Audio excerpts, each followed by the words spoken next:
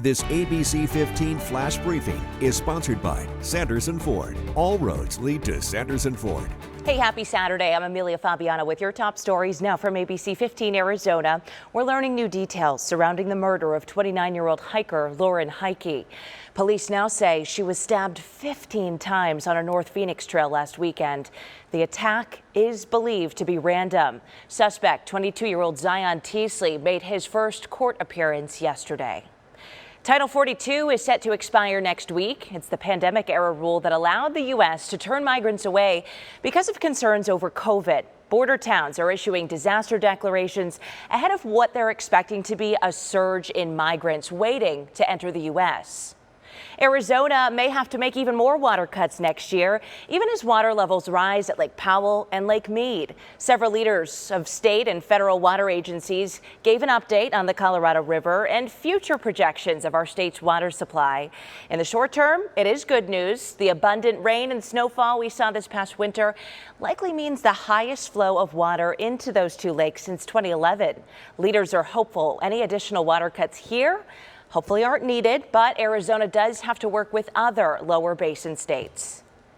We want this to be as collaborative as possible to protect the interests of Arizona and the system. A federal report looks at 3 alternatives to address water shortages. You can actually give your feedback on those ideas if you want until the end of the month. We do have a link to that up on our website, ABC15.com. Well, Forbes, get this, has named Phoenix one of the best places to visit in the entire world. They just released a list of the 20 best cities to travel to this year. They say Phoenix made the cut because, of course, our good hiking, activities, food, but also major events like Super Bowl 57, the kickoff of T-Swift's tour, and spring training. Tacos, chips and salsa, maybe some margs. This weekend, it's pretty easy to overindulge when celebrating Cinco de Mayo, but health experts say there is a way you can still be mindful here. Mexican cuisine offers a lot of opportunities to eat veggies, so try to focus on filling up those plates with those. And if you're going to enjoy a margarita, do so responsibly. Something like a fresh margarita, or what we call skinny margarita, which may just have some fresh lime juice and the liquor and maybe a small amount of simple syrup and ice, so something very light. If you're celebrating at home, you can also limit the added fat you consume by choosing low-fat or fat-free versions of things like cheese, sour cream, and refried beans. You can also swap out the sour cream for low-fat plain Greek yogurt. And lots of fans here in the Valley, of course, rallying around our Phoenix Suns, keeping the comeback hopes alive. That includes one Suns fan taking his fandom to the next level by combining his love for sports with his passion for pizza. Our Katie Rammel has the story.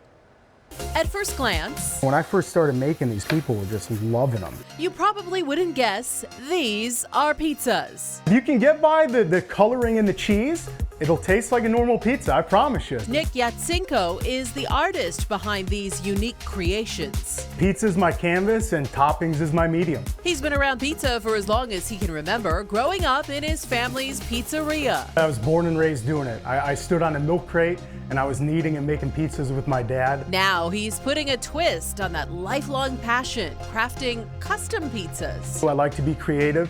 Never really had a knack for drawing or painting or anything like that. My way to express art was on a pizza. With the Suns in the playoffs, he's dishing up these one-of-a-kind pies. Sports has my heart, so I'll always lean towards the sports pizzas. From the homemade dough to precisely cutting the designs, it's a knack for detail to get these pizzas just right. What I'll do with food coloring is I'll actually paint it onto the cheese, and I'll use the oil that rises up from the cheese to mix in the food coloring. Then it's off to the wood-fired brick oven to finish it off. I want it to look even better, but then taste really good too. All right, for the latest headlines, weather, and traffic, head to our website, ABC15.com, or download our free ABC15 mobile app. Have a great day. This ABC15 Flash Briefing is sponsored by Sanderson Ford. All roads lead to Sanderson Ford.